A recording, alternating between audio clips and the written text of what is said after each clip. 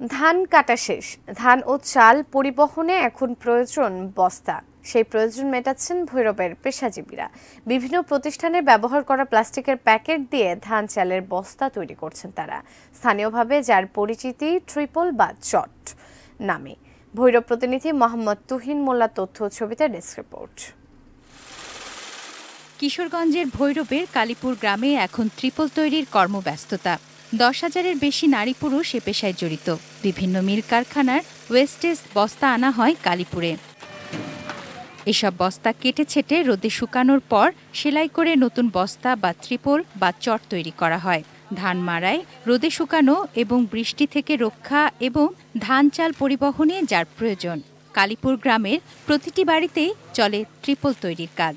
গ্রামটি এখন ত্রিপলের গ্রাম হিসেবে পরিচিত।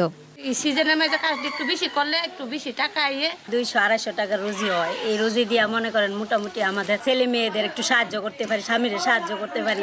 গত বছর ইনশাল্লাহ আমরা 10-12 লাখ টাকা পেয়েছি, আশা করি এই বছর আরো বেশি পাবো।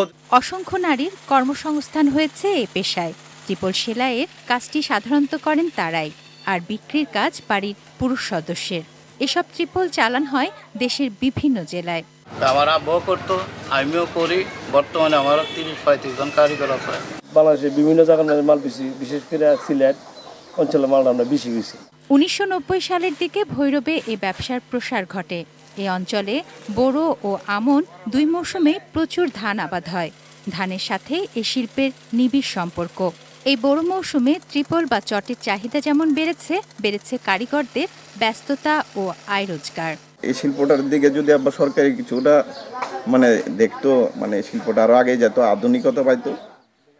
তুনা জিনা তনু, ডেস্ক রিপোর্ট, এটিএন নিউজ।